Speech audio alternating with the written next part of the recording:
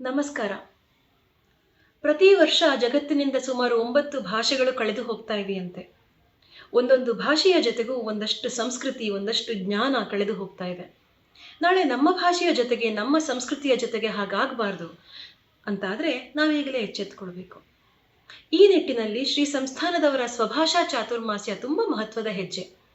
ನಾವೆಲ್ಲರೂ ಎಚ್ಚೆತ್ತುಕೊಳ್ಬೇಕು. ನಾವು ನಮ್ಮ ಪಾಲಿನ ಕರ್ತವ್ಯವನ್ನು ಹೇಗೆ ನಿಭಾಯಿಸೋದು ಅಂತ ಯೋಚನೆ ಮಾಡಬೇಕು.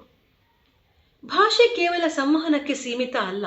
ನಾವು ಹಾಗೆ ಅಂದ್ಕೊಳ್ಬೋದು, ಮಾತಾಡಿದ್ರೆ ಆಯ್ತಲ್ಲ, ಮತ್ತೇನಕ್ಕೆ ಭಾಷೆ ಅಂತ. ಯಾವ ಭಾಷೆಯಲ್ಲೂ ಮಾತಾಡ್ಬೋದಲ್ಲ? ಖಂಡಿತವಾಗ್ಲೂ ಇಲ್ಲ. ನಮ್ಮ ಭಾಷೆಯಲ್ಲಿ ನಾವು ಮಾತಾಡಿದಾಗ ಅದು ಆತ್ಮಕ್ಕೆ ತಟ್ಟತ್ತೆ, ನಮ್ಮ ಮನಸ್ಸಿನ ಒಳಗೆ ಇಳಿಯತ್ತೆ.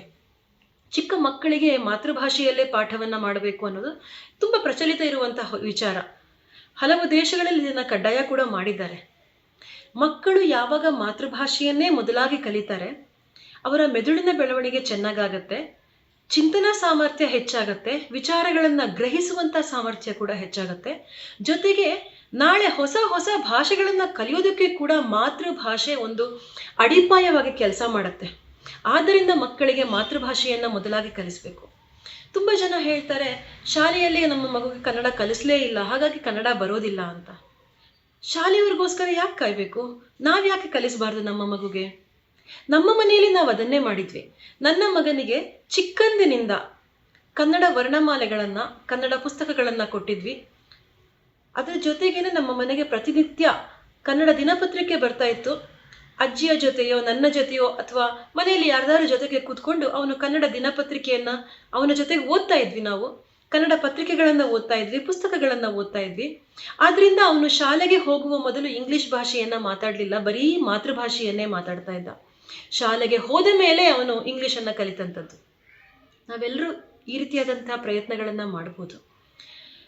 ಮಕ್ಕಳ ಜೊತೆಗೆ ಅಥವಾ ಯಾರದ್ದೇ ಜೊತೆಗೆ ನಾವು ನಮ್ಮ ಮಾತೃಭಾಷೆಯಲ್ಲಿ ಸಂವಹನ ನಡೆಸಿದಾಗ ಅದು ಹೆಚ್ಚು ಆಪ್ತವಾಗಿರುತ್ತೆ.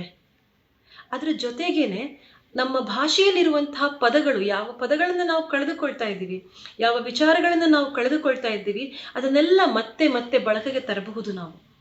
ಒಂದು ಉದಾಹರಣೆ ಹೇಳೋದಾದ್ರೆ, ದಕ್ಷಿಣ ಕನ್ನಡದ ಹವ್ಯಕರಲ್ಲಿ ಬೆಂದಿ ಎನ್ನುವಂತಹ ಒಂದು ಪದಾರ್ಥ ಇದೆ, ಅನ್ನಕ್ಕೆ ಬೆರೆಸಿಕೊಂಡು ಊಟ ಮಾಡುವಂಥದ್ದು. ಇತ್ತೀಚೆಗೆ ಆ ಪದದ ಬಳಕೆ ಕಡಿಮೆ ಆಗ್ತಾ ಇದೆ. ಪದದ ಬಳಕೆ ಕಡಿಮೆ ಆಗ್ತಾ ಇದೆ ಅಂದ್ರೆ ಆ ಪದಾರ್ಥದ ಆ ಅಡಿಗೆಯನ್ನ ಮಾಡುವುದು ಕೂಡ ಕಡಿಮೆ ಆಗ್ತಾ ಇದೆ ಅಂತ ಅರ್ಥ. ನಾವು ಎಲ್ಲವನ್ನು ಸಾರ್ವತ್ರಿಕವಾಗಿ ಸಾಂಬಾರು ಅಂದ್ಬಿಡ್ತೀವಿ. ಇನ್ನೊಂದು ತಲೆಮಾರು ಕಳೆದ್ರೆ ಬೆಂದಿ ಅನ್ನುವಂತಹ ಒಂದು ಅಡಿಗೆ ಪದಾರ್ಥವೇ ಇರೋದಿಲ್ಲ, ಎಲ್ಲವೂ ಸಾಂಬಾರು ಆಗಿಬಿಡುತ್ತೆ. ಹೀಗೆ ಹಲವಾರು ಅಡುಗೆ ಪದಾರ್ಥಗಳಿರ್ಬೋದು, ಔಷಧಿಗಳಿರ್ಬೋದು, ಔಷಧೀಯ ಸಸ್ಯಗಳಿರಬಹುದು, ಎಲ್ಲವನ್ನು ನಾವು ಕಳೆದುಕೊಳ್ತೇವೆ. ನಾನು ಇತ್ತೀಚೆಗೆ ನಮ್ಮ ಪ್ರೊಫೆಸರ್ನ ಭೇಟಿ ಮಾಡಿದ್ದೆ. ಅವ್ರ ಹತ್ರ ಮಾತಾಡ್ತಾ ಅವ್ರು ಹೇಳಿದ್ರು, ನಾನು ಈಗ ಭಗವದ್ಗೀತೆ ಮುಂತಾದ ಗ್ರಂಥಗಳನ್ನು ಜಾಸ್ತಿ ಓದ್ತಾ ಇದ್ದೀನಿ, ಮುಂಚೆ ಓದಬೇಕಾಗಿತ್ತು ಅಂತ. ನಮ್ಮ ಮಕ್ಕಳಿಗೆ ನಾವು ಇದನ್ನು ಕಲಿಸ್ಬೇಕು, ಆದರೆ ಕಲಿಸ್ತಾ ಇಲ್ಲ. ಯಾಕೆ ಅಂದರೆ ಇವೆಲ್ಲವೂ ಸಂಸ್ಕೃತದಲ್ಲಿದೆ, ನಾವು ಸಂಸ್ಕೃತವನ್ನೇ ಕಲಿಸ್ತಾ ಇಲ್ಲ. ಹೇಗೆ ಸಂಸ್ಕೃತವನ್ನ ಕಲಿಸದೆ ನಮ್ಮ ಜ್ಞಾನ ಭಂಡಾರದಿಂದ ನಮ್ಮ ಜನಾಂಗವನ್ನ, ನಮ್ಮ ಮುಂದಿನ ಜನಾಂಗವನ್ನ ದೂರ ಮಾಡಲಾಯ್ತೋ, ಅದೇ ಕೆಲಸವನ್ನ ನಾವಾಗಿಯೇ ಸ್ವತಃ ಇವತ್ತು ನಮ್ಮ ಮಾತೃಭಾಷೆಯ ಜೊತೆಗೆ ಮಾಡ್ಕೊಳ್ತಾ ಇದ್ದೀವಿ. ಹಿಂದೆ ಯಾರೋ ಮಾಡಿದ ತಪ್ಪನ್ನ ನಾವೇ ನಮ್ಮ ಜೊತೆ ಮಾಡ್ಕೊಳ್ಬಾರ್ದಲ್ವಾ? ನಮ್ಮ ಮಕ್ಕಳಿಗೆ ನಾವು ಕನ್ನಡವನ್ನ ಕಲಿಸೋಣ, ನಮ್ಮ ಪರಂಪರೆಯನ್ನು ಮುಂದುವರಿಸೋಣ. ಕಳೆದ 150 ವರ್ಷದಲ್ಲಿ ಅಂಡಮಾನಿನ ಹಲವಾರು ಭಾಷೆಗಳು ಅಳಿದು ಹೋಗಿವೆ. ಕಳೆದ 19ನೇ ಶತಮಾನದ ಆದಿಯಲ್ಲಿ ಪಾಲಿ ಭಾಷೆ ಪ್ರಚಲಿತದಲ್ಲಿತ್ತಂತೆ. ಬಹುಶಃ 1835ರ ನಂತರದಿಂದ ಪಾಲಿ ಭಾಷೆಯ ಪ್ರಯೋಗ ಎಲ್ಲೂ ಆದ ಹಾಗೆ ಕಾಣ್ತಾ ಇಲ್ಲ. ಅಂದ್ರೆ ಒಂದೊಂದು ಭಾಷೆಯೂ ಕೂಡ ಒಂದೊಂದು ಹಂತದ ನಂತರ ಕಳೆದು ಹೋಗ್ತಾ ಇದೆ. ನಾವು ಈಗ ಎಚ್ಚೆತ್ತುಕೊಳ್ಳದಿದ್ರೆ ನಮ್ಮ ಭಾಷೆ ಇಲ್ಲವಾಗತ್ತೆ. ನಮ್ಮ ಭಾಷೆಯ ಜೊತೆಗೆ ಮುಂದಿನ ತಲೆಮಾರು ನಮ್ಮ ಪರಂಪರೆಯನ್ನ, ನಮ್ಮ ಸಂಸ್ಕೃತಿಯನ್ನ, ಜ್ಞಾನವನ್ನ ಕಳೆದುಕೊಳ್ಳುತ್ತೆ, ಬೇರನ್ನ ಕಳೆದುಕೊಳ್ಳುತ್ತೆ. ಬೇರನ್ನ ಕಳೆದುಕೊಂಡ ಗಿಡ ಯಾವತ್ತೂ ಮರವಾಗಿ ಬೆಳೆಯೋದಿಲ್ಲ, ಅದು ಅಸ್ತಿತ್ವವನ್ನು ಉಳಿಸಿಕೊಳ್ಳೋದಿಲ್ಲ. ಆದ್ದರಿಂದ ನಮ್ಮ ಭಾಷೆಯನ್ನು ನಾವು ನಮ್ಮ ಮನೆಗಳಲ್ಲಿ ಮಾತಾಡೋಣ. ಕಳೆದು ಹೋಗುತ್ತಿರುವಂಥ ಹಳೆ ಪದಗಳನ್ನು, ವಿಷಯಗಳನ್ನು, ಅಡುಗೆಗಳನ್ನು ಮತ್ತೆ ಪ್ರಚಲಿತಕ್ಕೆ ತರೋಣ.